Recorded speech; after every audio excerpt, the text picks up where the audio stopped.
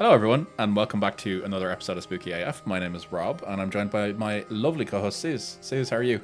I'm good. I am, since this will come up after the episode we just recorded before this, I can happily say that none of my cosmetics have lead in them. That's good. That's always good to know. Yeah. Oh, I do have a small update, because I know we wanted to hop into yours, because it's kind of a longer one. Mm-hmm. Yep. I am working my way through the Magnus Protocol, finally. Good. I need you to know that I am, like, as someone with, chorophobia, I am terrified of Mr. Bonzo. Oh, yeah, fuck that guy. Fuck that guy, oh my god. Now, Lady Mowbray, I can kind of get on board with. Yeah, she's cool. But, I also wanted to say, I need you to catch up on Alien Earth. Okay. Catch up in the sense of, I need to watch it. Yes, you know that's what I meant. Yeah, okay, fair. I have to watch Alien Romulus first, then. Actually, no you don't, because in the timeline, Alien Earth comes before Alien Romulus. Okay, fair. Damn. You just But also you need to watch Alien Romulus because it's really good. Okay. I'll get mixed messages. Your dog has watched Alien Romulus. Yeah, he has, and he seems mostly fine. Mostly. Yeah, he doesn't... I do remember that night he went out for his nightly pee and he looked at the moon worryingly. Yeah, because he knows that they mostly come out at night. Mostly. Yeah. Yeah, he looked up at the moon. He's like, I know what's up there now. He's aware. Yeah. To be fair, he's been in a literal war with the moon since he was effectively brought into this world, and continues it anytime there's a full moon. So I like to think that he's actually a werewolf who really hates being in human form, so he has to keep an eye on the moon. He would absolutely despise being in human form because he knows I'd start asking him for rent. So. Oh, and he'd have to start paying for his anti-anxiety medication. He'd have to start paying his way. So, he's being very smart. For sure. Yeah. And the only thing I wanted to say was we are getting so close to us seeing Uncanny live, and I'm really excited about it. I am so excited. It's going to be so good. I can't wait. And I will wear one of my 2 Ouija board dresses. Good. Excellent. That's what we want. Yes. So, there we go. Good to know. I'm looking forward to it. Yeah, it should be good. It's going to be a fun time. I'm also going to get a little bit drunk beforehand. So, oh, God, of course we are. Got to get open to the spirits by consuming spirits. It makes I think at some point we should do basically a drunk history, but like a drunk spooky AF. We just need to get plastered and record. It's a good thing I'm getting today's episode out of the way now then, because this is my deep dive into conspiracy land. We'd be stupid enough though that we would get plastered and then we'd be like, you know what I think about the Enfield haunting? And then it would just be bananas. Or we'd be like, oh my god, we need to talk about Annabelle. Well, to be fair, we always have said that we probably won't do the Enfield haunting unless there's something that we can actually add to it. Yes, so maybe us true. Getting blitzed beforehand is the way for us to contribute to the Enfield hunting. Because we will add something. Yeah. I'm kind of down with that. Yeah, it's fine. Yeah. So maybe we'll do that in the future. We'll just get blitzed and then record ourselves talking about Enfield. Maybe that could be the first Patreon bonus. Yeah. I'd be fine with that. Because hopefully it'll draw people in, because the listeners will be like, they're insane sober. Yeah, so we'll call the series Spirits and Spooky. Oh my god. That is, yes. Yes, we will. God, that was perfect. All right, yeah. we have to end. Okay, skippers, you're in luck. Yeah, we're going to fucking dive into this one today. It's already a banger. Yeah. Thank you. No so part of our usual kind of catch-ups during the week is we'll talk about I watched this film and it was very good. So yeah. What I watched last weekend has effectively been the entire reason why I've done this episode now. So oh no. Yeah, and it's a doozy. So we're just gonna basically just get into it. So last weekend I watched a new documentary that came out called The Age of Disclosure. Why do I know that name? I probably have sent you the trailer for it. Okay. And it's effectively a summary of what's been happening in the world of UFOs and UAPs over the last 5 years, effectively. And it's this Amazon produced documentary. And to say that it's wild is an understatement, because you literally have active sitting senators, retired heads of CIA, retired heads of the DIA, and basically everything in between. numerous, like defense secretaries, everything, numerous very, very, very senior level US government employees, all collectively saying that 100% without any shadow of a doubt that extraterrestrial life exists, and they have seen direct evidence of it. Well, I think we already know that, like, the entire American government system needs a bedtime. Like, True. So this doesn't surprise me at all. Like, No. I do hope that this is an outlet for like, if they're, like, decent people, like, they're decent congressmen, I hope it's an outlet for them to be like, can we talk about things that aren't happening on Earth? So to be fair to the filmmakers, they've kind of gone across the spectrum. So, like, they have some Democrat members in there, and then they somehow managed to get Marco Rubio to sit down and do this. Who really is, like, literally in the cabinet at the moment. Like, so like they've got some big names in it, but they've come, like, across the full spectrum of U.S. politics, in this full spectrum being Democrats and Republicans. I'm really excited about this then, because I anticipate that, like, instead of it just saying, like, oh, yeah, extraterrestrials exist, it's going to be like, extraterrestrials exist, and they told us that women shouldn't vote. Well, it's funny you mentioned that. On to my next point. So, oh God. Anti-suffragette aliens, that's got to be a new genre.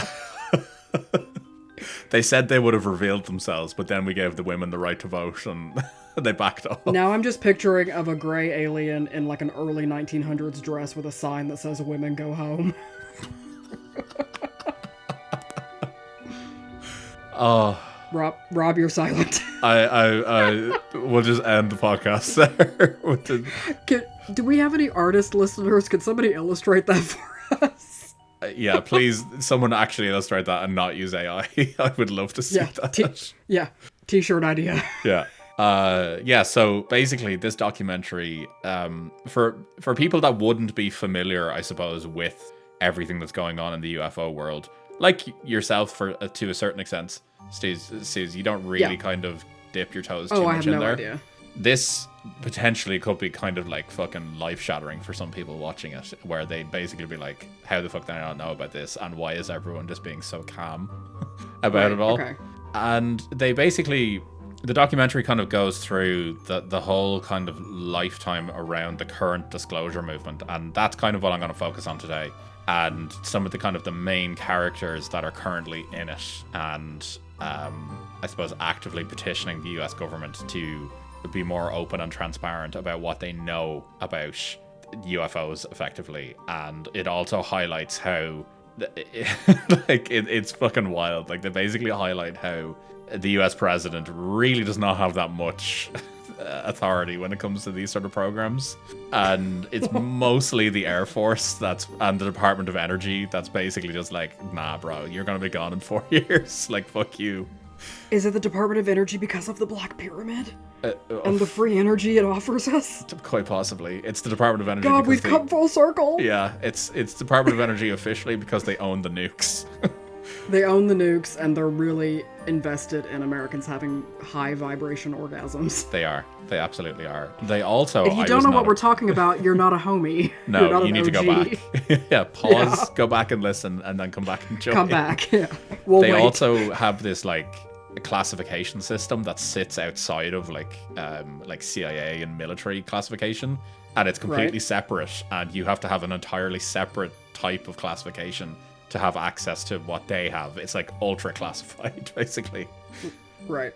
So it's just wild. Okay. To be fair, you'd kind of expect it, though, for the organization that's responsible for the nation's nuclear power and, like, weapons. Like, they should have an additional layer of classification. So yeah, I mean, I want that to be as under wraps as, like, the most secure mummy. Like, yeah, absolutely, 100%. Completely in fact, agree. I want no one to have the codes. Yeah. I want them to be forgotten about. Actually, why not?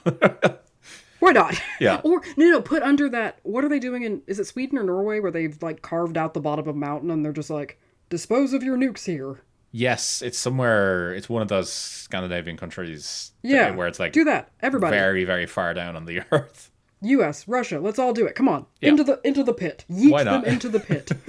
the Earth yearns for it. They do not spark joy. Yeah, but the problem is then is that the lizard people will get the nukes, and then that's trouble for us. Because they live under the mountain. Yeah, the Hollow Earth, obviously. Like, oh, right. If you want Godzilla, that's how you go about it. Yeah, but I think, okay, just quickly, I think that cavern under the mountain is positioned above the Hollow Earth, but below our Earth. There's, there is a layer. And, like, luckily, I don't think the lizard people have that power you get in Zelda Tears of the Kingdom where you can, like, shoot up through solid things. So I think we'd be safe. Remember the Lacerda Files episode that I did with you where it was that... Oh, God. Yeah, that happened in Sweden, I think. Rob, I think about that episode and it, like, sometimes I'll just be like looking in my refrigerator and then I'll have a thought about that and I'm like, I hate that happened. I hate that he told me those things. Well, you're gonna hear some more things today, Suz, so I'm gonna add to it. So excited. Okay, so we're talking about there's a more advanced classification system, and basically the US government effectively over the weekend pretty much acknowledged that aliens are here. Effectively. The Spartan version. So before I get started, I'm going to be using UFO as a term and then also UAP. It's the same thing. So UAP is the current like new terminology for UFO. So UFO obviously being unidentified flying object. UAP now is unidentified anomalous phenomena or unidentified aerial phenomena, depending on who you talk to. But I would probably use the terms interchangeably. They mean the same thing. Pronouns, she, they.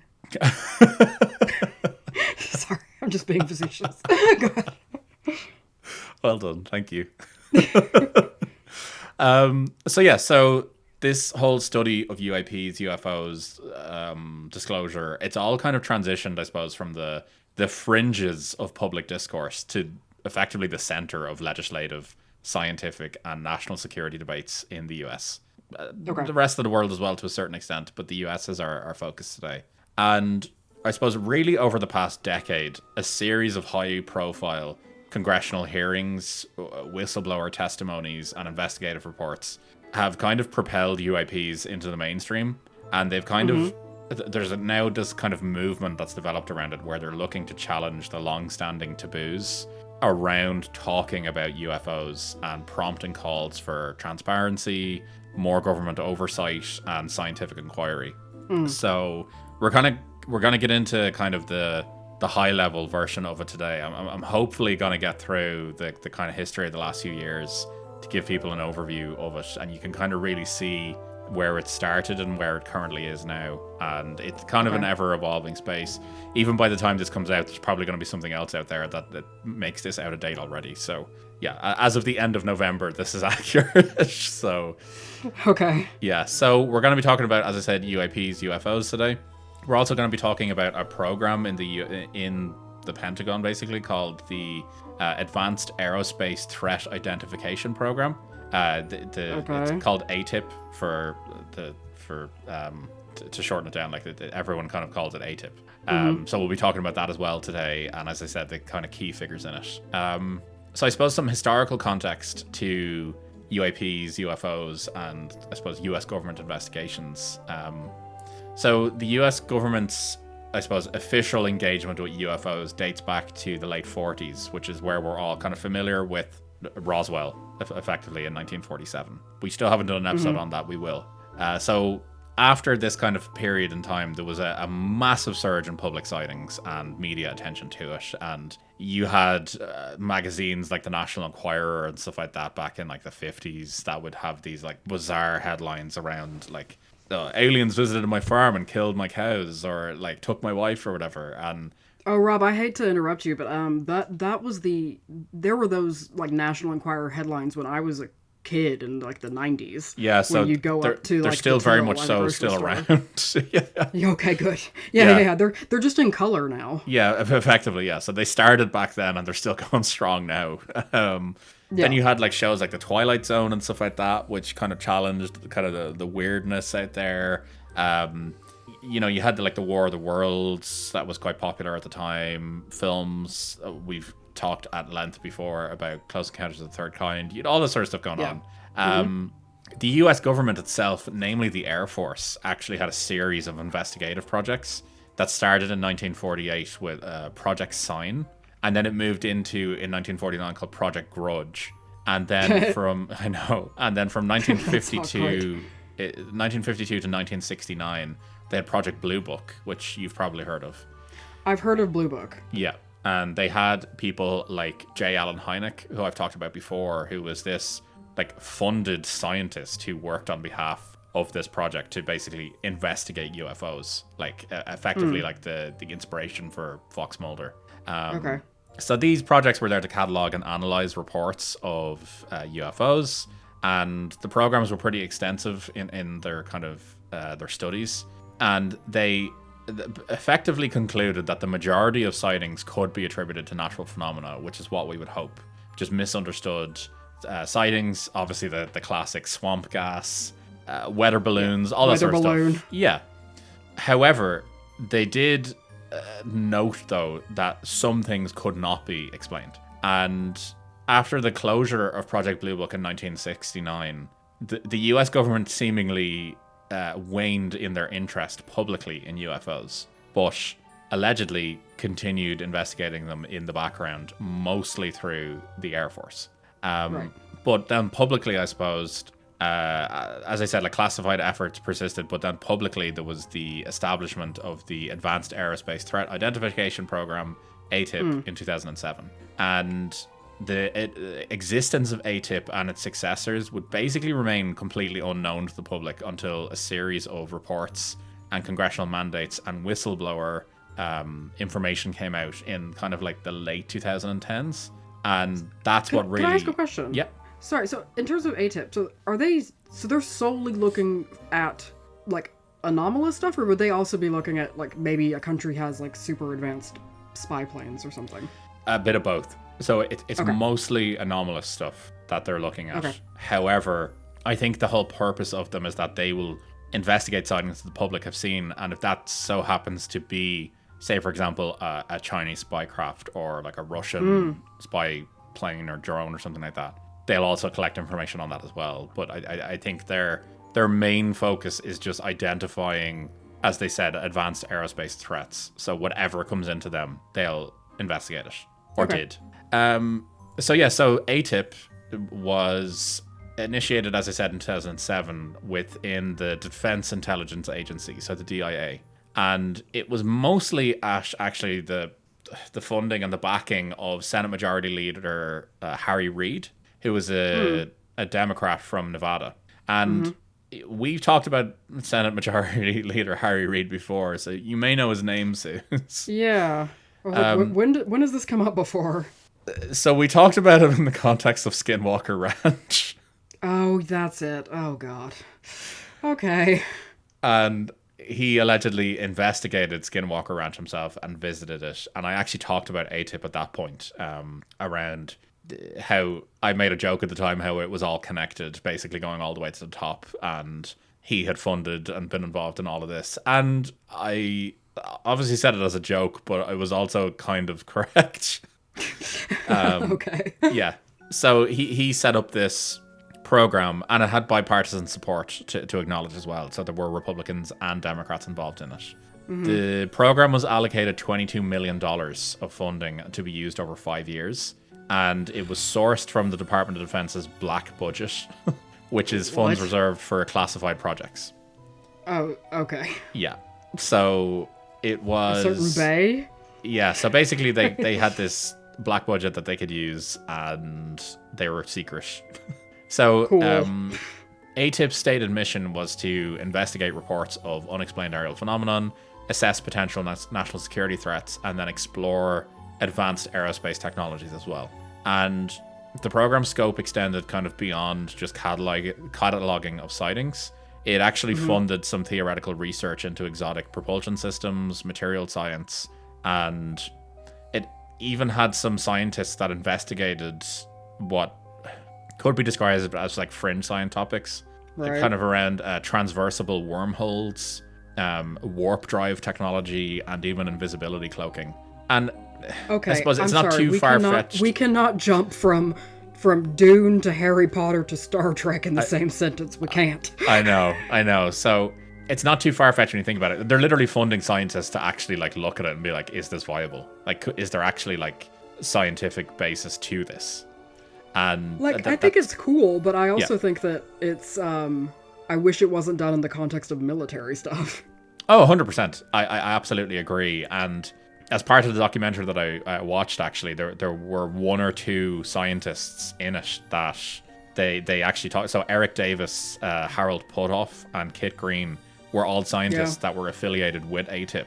And they authored like several of the, I think it was 38 research papers that were funded by ATIP. And they talked about how obviously it was like a military proponent to what they were studying, but out of those three, they actually talked about how they were looking at creating kind of like energy systems, like alternative energy systems that would basically remove the need for our use for fossil fuels and things like that. So while there was kind of a military side to it, they also acknowledged that they were trying to do more for like societal changes as well. All right. But obviously the military had total say over everything regardless, Department of Defense. I'm sure. Yeah, so I named those three scientists, and then on top of that, then the other, I suppose, key personnel that was involved in this was Luis Elizondo, or Lou Elizondo, and we will be talking about him extensively today. He was a career military intelligence officer, and he assumed leadership of ATIP around 2010, and he, throughout his career, had managed counterintelligence and security aspects of various programs. He coordinated investigations and then later became this prominent public advocate for UAP transparency after resigning in 2017 due to frustration with excessive secrecy in ATIP. So they, as I said, they funded research and they commissioned, I think it was 38 research papers, many of which explored speculative or theoretical technologies. I actually got some of the titles for you if you're interested. Oh my god, yes. So one of the papers was called Warp Drive, Dark Energy, and the Manipulation of Extra Dimensions. What? Yeah. That sounds like Doctor Who. It does. Like... It does. Another one, Transversible Wormholes, Stargates, and Negative Energy. I'm so glad Stargates came up. Yeah. And then the final one was Invisibility Cloaking, Theory and Experiments. Excellent. Yeah. So... The Muggles are catching up. It's wild. So some of these studies obviously were grounded in some sort of like legitimate scientific inquiry, but they have been criticized as being fringe topics or lacking some empirical rigor as well. So like there are problems with the studies that people like more, I suppose, public facing scientists have come out to be like, yeah, it's cool and all, but like, let's be real here. It's well, and I imagine it's because like because they're funded by the government and because there's such secrecy around them. I imagine they're not going via the traditional kind of double-blind peer review rigor that's built into the general academic publishing. No, exactly, and that's it. Yeah, so it's kind of like when you've got private money, you can do whatever you want. Exactly. Yeah, exactly. So it's one of those things that, you know, it is. I mean, I bet that guy, was it Lou, who left because of excessive secrecy? I think that's probably because he got like redacted Teams messages, so he just never knew what the fuck was going on. Just like he would just get black bars pop up, and then he'd blame the shadow government. Yeah, he'd be like, I can't do fucking anything.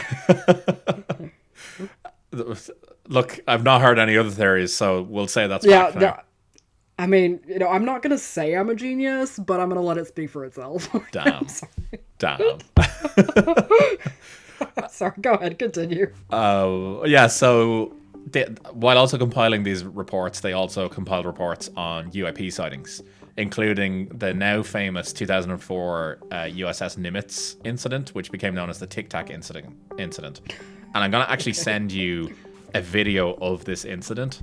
And you can let me know what you think. It's like 40 seconds. You've probably seen it. I'm almost certain I've sent this video to you before. It's effectively... Oh no, you have sent this video to me before. I remember exactly what this video is. Yeah. I don't even need to watch it. Exactly, yeah. So it's this strange object that's been caught on a US Air Force camera, effectively, and they're like tracking it through the air. The object is just rotating in the middle of the air with seemingly like no concern at all for the laws of physics. It's traveling at some serious speeds, And it's basically just causing all sorts of confusion with the people who are tracking it because they're like, this shouldn't exist, basically. And you can actually hear the Navy fighter pilots that are like looking at it being like, this is fucking wild. I think one of them even says like, one of them is literally like, what the fuck is that? Which is like fair. Which I kind of love. If anything, it kind of makes it more legitimate for me because you see these like trained guys who are like trained to like track these certain things. And then you just hear one of them in the most like human way possible being like, what the fuck is that? You love it when people like whatever makes somebody like break role or break character. It slips, yeah. Like, what? Yeah. So they investigated all these sort of things. So the existence of ATIP was first revealed to the public around December 2017. And it was through these, I suppose, coordinated reports in the New York Times, Politico, and the Washington Post. And these stories were bolstered by the release of US Navy videos and interviews with Lua Elizondo himself and another gentleman called Christopher Mellon. And this basically ignited a media firestorm. Okay. I don't know if you remember this, but I remember at the time when this came out that it was like fucking exploding. Everyone was like, what the fuck is all of this? Christopher Mellon, by the way, was a former Department of Defense and United States senator. Like he I believe at a time acted as like the assistant defense secretary. Oh geez. So like quite high up there in the US government. And these two guys, Lou Elizondo and Christopher Mellon, they came out and were basically like, yeah, stuff is out there that we don't understand. And Lou Elizondo was literally the guy that was paid by the US government to investigate this. And he was like, we don't know what this is. So there were a number then. So once the acronym ATIP was released to the public, naturally a number of FOI requests, Freedom of Information Act requests, were submitted to government. And this pretty much just really ramped up the pressure to the government to acknowledge and address the phenomena. Well, I'm surprised though, because like, couldn't they just turn around and just like give them like redacted document after redacted document with only like an and unredacted? So they did, but the problem was with the number of requests that were coming in and things like that, mistakes were made and certain document pages that should have been redacted weren't. Or did they make the mistake where they like redacted it in such a way that it's like easily unredacted? Yeah, I wouldn't be surprised. Like, yeah. But there was like other acronyms that they should have redacted that didn't. That people were like, oh, well, I want all the references to this. Like, what's this? Right. And it just kind of had this snowball effect where it almost became a point where like the government was effectively almost like forced to acknowledge something was going on.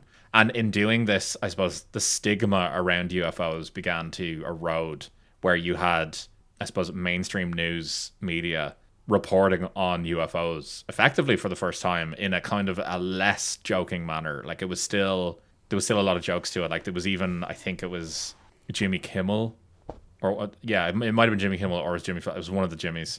Had George Bush on, and like they asked him.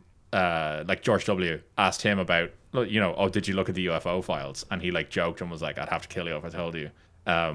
Like they had Bill Clinton on another interview again. I know, who again was like, I'm so sorry. Yeah, he was basically like, I can't tell you about that, you know. So he was kind of in there's like a lot of things joking. Apparently that he couldn't tell. Yeah, Clinton had some other shit on his mind. Yeah. So like all this sort of stuff was going on, but it's becoming more and more in the mainstream, I suppose. Yeah.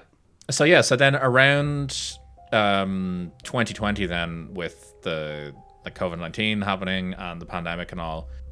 So this is a thing to me that is just wild to me about US politics, and I still don't understand it now. And the same thing has only just happened recently, where a relief and government funding bill needed to be signed off, and apparently, like, people use this as an opportunity to effectively like sneak in provisions for like vastly different things that have nothing to do with relief funding. Oh, it's called pork barreling, right? Yeah, where they basically just sneak in these things that has nothing to do with the bill at all, and it ends up getting signed off.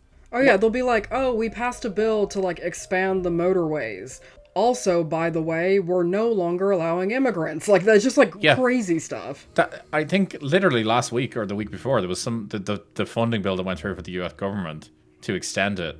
Also had some like factor in there as well where it was like shutting down the free service for filing your taxes.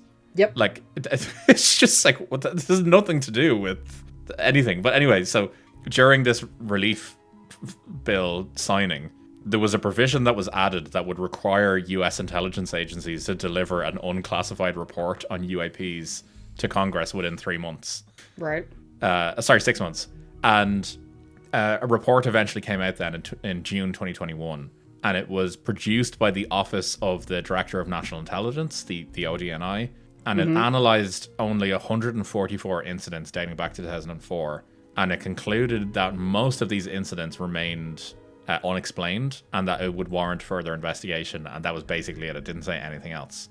I swear to God, if this is all to intro the fact that the X-Files was actually a documentary, I'm going to scream. I mean, to be fair, like the people that I'm talking about, it's effectively like the real world X-Files. Well, yeah, it's just happening like a couple decades later. So instead of, like a big old suit, they're wearing like low-rise jeans.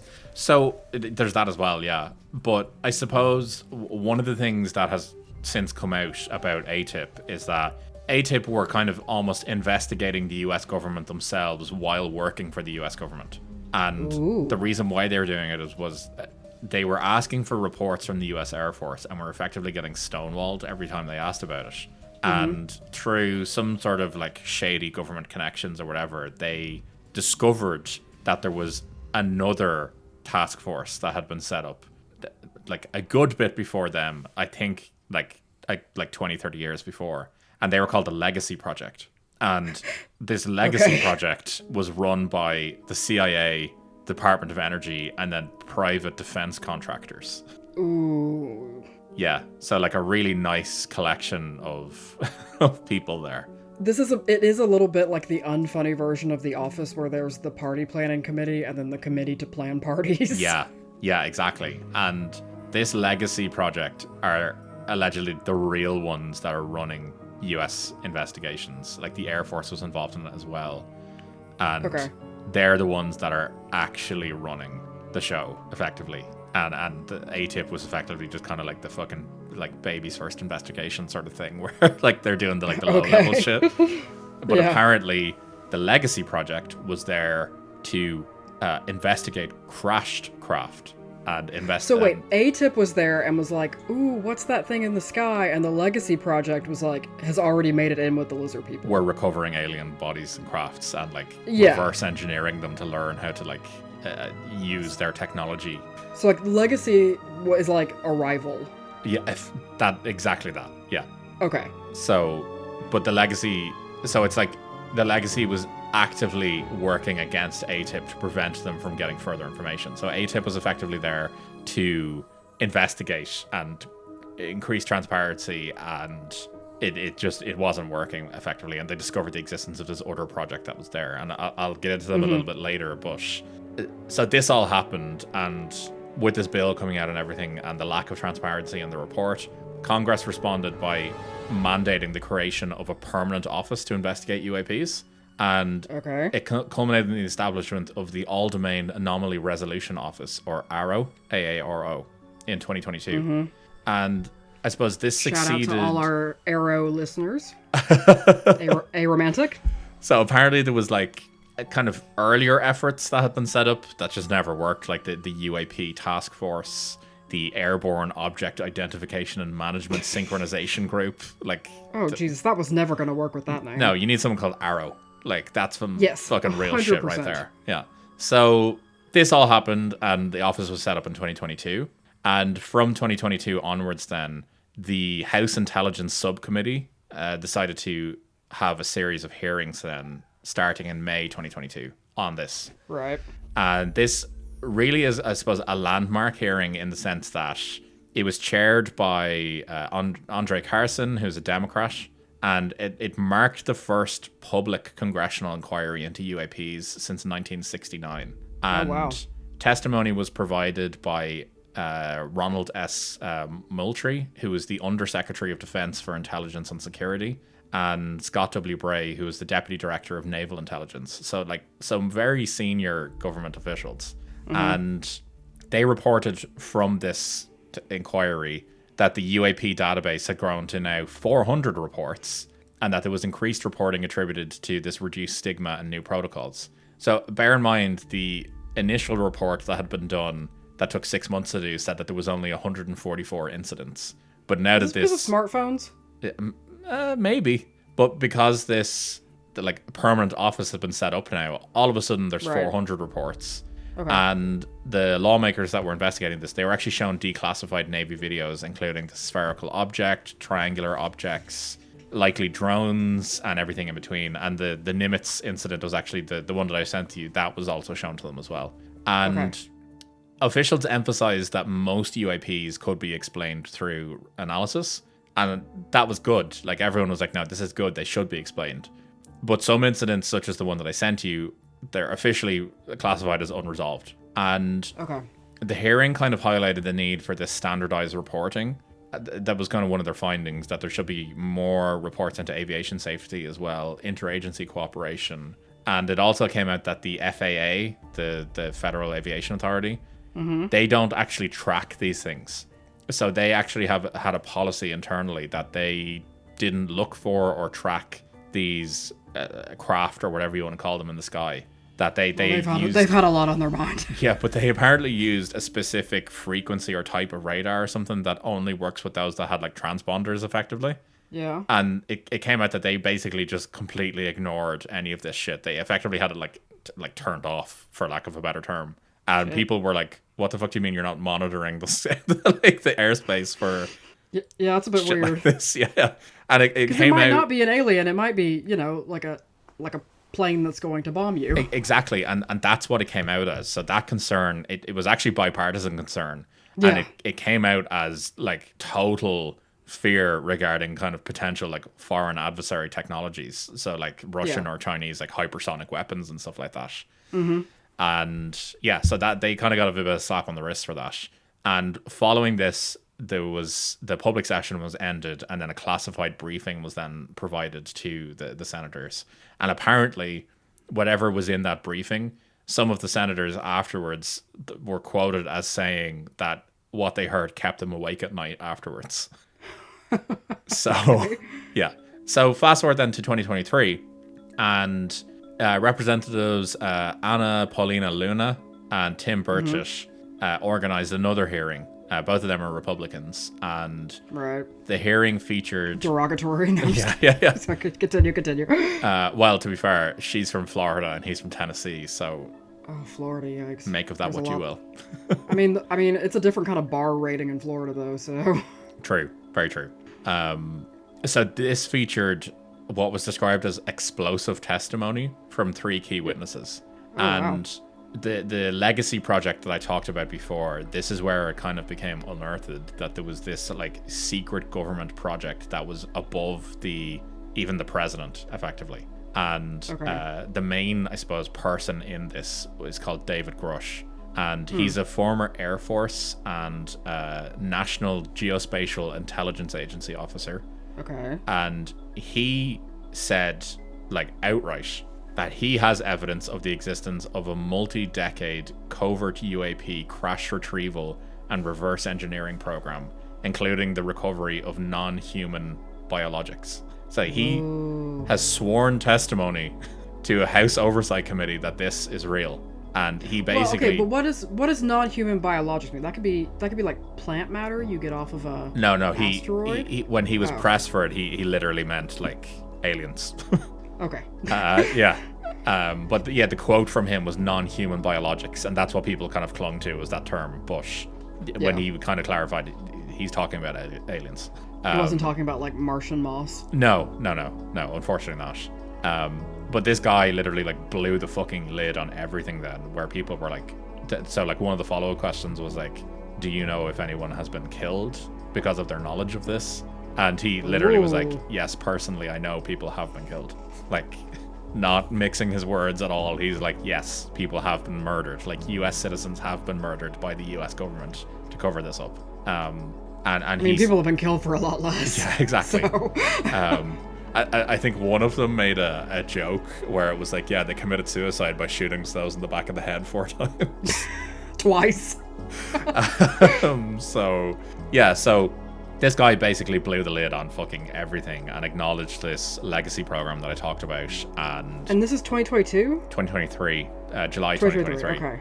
Oh, yeah, you were messaging me a lot about this. I was. Yeah. And then God, I remember that. Ryan Graves then was a former Navy F-18 pilot, and he described routine encounters with UAPs, and that they exhibited these advanced flight characteristics, near misses with objects, and described these. He actually gave the first kind of real description from a US Navy pilot of what these things look like from up close, and he described it as being a dark grey or black cube flying in the sky, and it had this clear sphere surrounding it, and that the sphere was basically the corners of the cube on the inside were touching against like the corresponding edges of the sphere, if that makes sense. Yeah. And he said that basically, from his view of it, these things just completely defied the laws of physics. He said that they would hover in the same space for like 3 hours at a time, and then would like immediately accelerate away at like, I think he measured it at like 42,000 miles per hour. What? Like, just like, what? Like impossibly fast. Like the fastest human plane that we have at the moment goes apparently at like 4,000 miles per hour, and this is 42,000. Jesus. Yeah. So like just wild shit. When you're describing that, it did sound like I don't doubt that it like must be a against the laws of physics thing, because it sounded like it was a word problem I was about to get in math. Where it was like, if the edges of the square are touching the circle, what is the area of the circle? And how many watermelons am I buying tomorrow? Who is taller, Sean or Sarah? Yeah. So he talked about this, and then David Fravor was the third man there, and he was a retired Navy commander, and he actually recounted that video that I sent to you, the Tic Tac incident is what it was called, emphasizing the object's superior technology and just total lack of conventional propulsion. He said that there was literally no clear indicator at all of any form of propulsion, but it was like easily outpacing all of the aircraft, would slow down, let them catch up, and then it would fucking fly off again. Apparently it flew between two planes at one point, like that, like feet away from one of them, and just fucking ripped past it. Wait. Okay, sorry. There's been so many dates. So what date did the incident happen on that he's describing? So it's the video I sent you. So it's the 2004 it's the incident. Nimitz one. Right, yeah. Okay. So he's actually the pilot that took that video. Okay. So he talked about this. So so this hearing happened in 2023. Because if it had happened more recently, there would be a TikTok that was like POV, you're being chased by an alien. Like there would be. The user handle would be like at Air Force Hottie 69 or something. 100%, completely agree. Absolutely. Yep. So I suppose some of the themes that came out of this was that there was retaliation against whistleblowers and a fear of whistleblowers to come out, and that there was a need for legal protections for them. There was inadequate reporting systems and this persistent stigma within the US government to report on these things. And there were calls then for the formation of a select committee with subpoena power and expanded oversight as well. So I suppose some outcomes that then came from it was bipartisan support for UAP transparency, which again is just wild. Like they can't agree on the smallest literally things, anything. but then they're like, aliens. They can't even agree to like, protect children. I know. And yet they're like, no, but aliens. Now that's an issue that affects everyone. It's wild. So it also led to the introduction of the UAP Disclosure Act and the UAP Whistleblower Protection Act. And so I suppose Arrow, the program that I talked about, the not secretive one, it has maintained that they have no verifiable evidence of extraterrestrial materials or reversed engineering programs.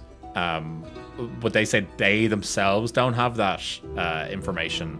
However, they acknowledge that another program potentially does exist. And they're the ones that they're basically refusing to talk. Okay. And allegedly at this time then, it came out that this other program, the Legacy Project, Legacy Program, they apparently were using some of their connections to try to shut down this whole thing. it didn't end up working in the end, but apparently like their funding was cut at one point. Arrow's funding, it just gone one day.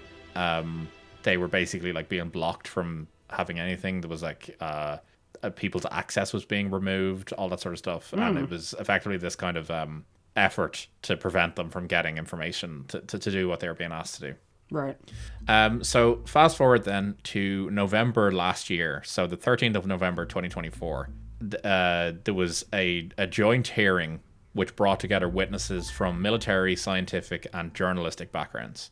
And Lou Elizondo was there, and he basically reiterated his claims of government possession of UAP technology, and he criticized excessive secrecy. Tim Golladay, he was a former Navy Rear Admiral, and he testified about first-hand UAP encounters and what he described as disinformation campaigns from the US government. Michael Gold, who was the former NASA administrator, he actually advocated for increased scientific investment in UAP research. And shortly after this, NASA for the first time actually announced that they themselves will now be publicly investigating UFOs. And then Michael Schellenberger, who's a journalist, and he presented evidence of a secretive UAP program called Immaculate Constellation, which fucking phenomenal name, by the way. No notes. It's basically the Legacy project, and he alleged that there was existence of, as he said, hundreds of high-resolution images and videos being actively withheld from Congress. And yeah, so he basically was like, you think you're getting all this information, but I can assure you you're only getting what you're being allowed to see. And he's saying this to senators, like, so Jesus. They were like, what the fuck are you talking about? So, like it really showcased that like they're still being prevented from seeing things. Finally then, in September of this year, so the 9th of September, there was a task force on the declassification of UAPs. And this was again chaired by Anna Paulina Luna. And this hearing focused on transparency, whistleblower protection, and new military witness testimonies. So a man called Jeffrey Nuccitelli, he was an Air Force veteran. He described multiple UAP incursions near the Vandenberg Air Force Base. And he actually talked about having seen firsthand UAPs shutting down and activating nuclear weapons at this Air Force base. What? Yeah, which is wild. Not ideal. No. Dylan Borland was another Air Force veteran. He alleged severe retaliation after reporting UAP encounters at Langley Air Force Base. He allegedly reported something, and his career was pretty much ended after that. Jesus. And then Alexandra Wiggins, great name. He is actually an active duty Navy senior chief, and he provided a first-hand account of a 2023 tic-tac shaped UAP emerging from the ocean, performing extraordinary maneuvers, and then shooting off into space.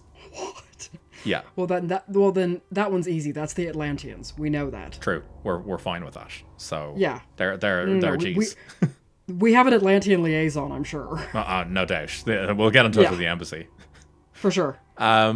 So yeah, that kind of brings us up to where we are now. So we're currently living in a world where these whistleblowers that are out there, the likes of David Grush, who I talked about, who he's saying that he has literally talked to people and has direct evidence of this covert crash retrieval and reverse engineering program, the recovery of non-human entities, and a pattern of retaliation against whistleblowers, which he heavily implied was murder, but he didn't want to say it outright because obviously he's trying to look out for himself as well. Yeah. And then you have the likes of Lou Elizondo, who I talked about, who he's still trying to lead the I suppose the crusade for this. He unfortunately has had a few blunders in the past recently, where he published a book, which is never a good sign. Where derogatory. Yeah, where he talked about when he was in ATIP still and in the military, that he was like recruited for his like psychic abilities, which no one welcomed that. He also was at some... That does sound a bit like fan fiction. It does. It really does. He was also at some other UAP hearing or something like that, and he produced a photo, he said, of like irrefutable evidence of like a flying saucer. Right. And it's since come out that it was literally like a reflection in a window. Oh. Yeah. So he's had some bluffs recently, which has kind of discredited him a little bit. People on Reddit naturally now view him as like a government plant who's there to like discredit the whole movement. Which, oh God, okay, now we're getting, oh Jesus. If he is, fair play to him. Well, I mean, if all of this is true and he is a government plant, I really hope he's getting well paid for it. I hope so. I really, really hope so. But or at least getting like subsidized healthcare. Unlikely. Unlikely, yeah. That's whoa. Yeah, unlikely. So don't be insane. Yeah, so as of recording now, there's a UAP Disclosure Act, which is currently waiting to be signed into whatever it is they signed it into. And it's a bipartisan coalition that's being led by Senator Chuck Schumer and Senator Mike Rounds. And the act basically mandates the declassification of UAP records, the creation of a presidential review board, and government eminent domain over recovered technologies of unknown origin. So apparently the concern that they actually had was that the government has effectively, if this is all true, has effectively signed over control of this extraterrestrial technology to private defense companies. Oh God, I don't want them to have it, and I also don't want the government to have it. Yeah, so the government were like, that shouldn't happen, so we should have control over it instead. Or maybe an external person, me. An NGO. It should go in an NGO. Yeah. A non-governmental Suz, an NGS. Yeah. So, I'll look after I'll it. Decide. I'll look after it, no problem. Yeah. I'll buy more space on Google Drive. Don't worry. Send us the files. I'll use a strong password. So yeah, we're in this just weird world now where these bills are waiting to be signed into effect. And I suppose the last thing that I saw in the documentary that I watched was that like at one point apparently George W. was ready to announce to the public in like 2004 that aliens exist. Like was basically ready to announce that we're not alone in the universe. And they apparently brought in economists, shockingly, who effectively weighed up the financial damage that this could cause to the US by acknowledging this. Yep. And they basically told him, sit down. Yeah, so this actually doesn't surprise me at all, because I'm currently reading Wendy Brown's In the Ruins of Neoliberalism, and it 100% does not surprise me that they probably got some, like, Chicago boys, that is like a term, like, from the University of Chicago, like, trained economists, who I'm sure walked in and were like, no, there is a dollar amount on this, and you are not going to do it. They basically did an analysis, and they weighed up the pros and cons of this, and effectively went, it will cause us more financial damage for you to do this than it would in benefits. And I'm also certain that the reason W. Bush was going to was because in 2004, he was probably looking at an approval rating that wasn't great. Yeah, it was his re-election year. Yeah.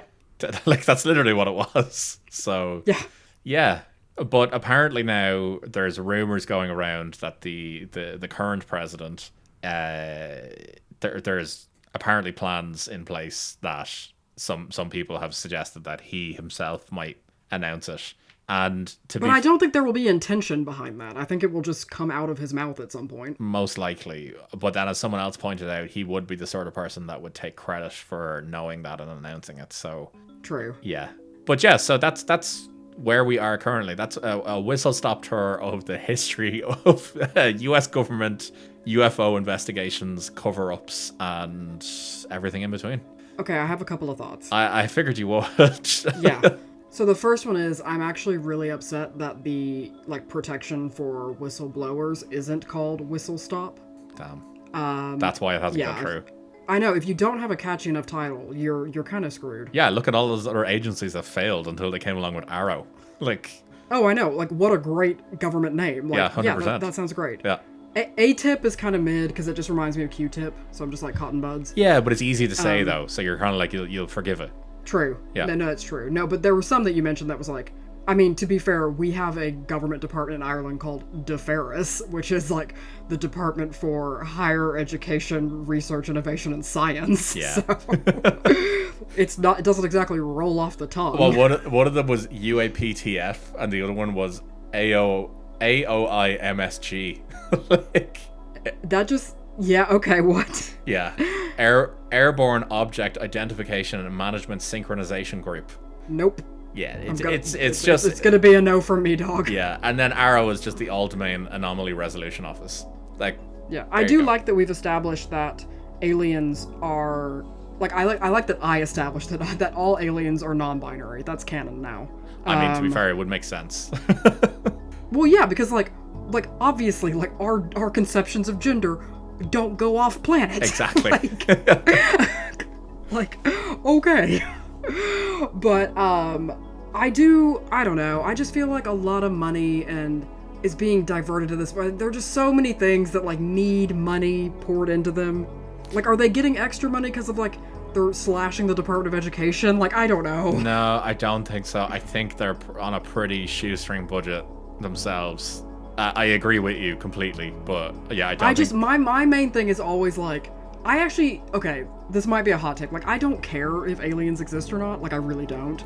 Damn. Okay. Because I honestly think that, like, if they were to come invade, they would either be, or if they were to come visit, they'd, like, either be so, like, unimpressed with us that we would just be like, what's that theory of aliens called? Like, the Great Silence? Like, they've just come and been like, yeah, that's not worth interacting with. Well, at least hopefully it's not the Dark Forest theory. What's that one? Which is basically like, aliens exist, and the reason why we haven't seen them is because we've effectively been like hiding from them, that others have been hiding from them as well. So it's like there's like one like sinister alien there's like being, one, and so it's like the Empire. Yeah, we've basically been like warned to stop putting radio signals out into space and stuff like that, because it's like they're listening. Or the Borg. Yeah. Oh, you don't see, no, because I don't know. I think if they came down here and they made like everybody's lives better, like you're down to assimilate. Yeah, why not? Yeah, fair. I'm open-minded. Let's be literally open-minded. Also, haven't you ever sat in a meeting and thought, I know what that bitch is thinking, but now you could know. True, absolutely. That's yeah. So. Do you know what? I will acknowledge, by the way, that I actually read sources for this, and I have a list.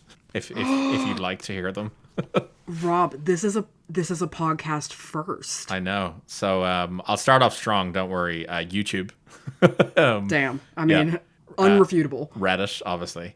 Wikipedia, Soul Foundation, ScienceAlert.com. Then I actually just went on to the oversight.house.gov and just read reports from there instead. I mean, fair enough. Yeah. So I read shit for this. And I remembered to source it because it's important shit. Now, under what visa do you think the aliens will have to apply? What's the one that they're trying to ban at the moment? Oh, it's like the one that a lot of people in the IT sector. Yeah. Have, well, right? they're bringing IT experience with them, so I wouldn't be surprised if they tried to ban that. So. Oh, fair, yeah. Yeah. Lord. Yeah. But yeah, that's today. Well, that was honestly really interesting. I didn't know any of that. I knew what you had told me, but like I'm not really plugged into that at all. Yeah. So, yeah. Yeah, it's interesting. Did you ever watch the Netflix show, what is it, like Love, Sex, and Robots? Yes, I did, yeah.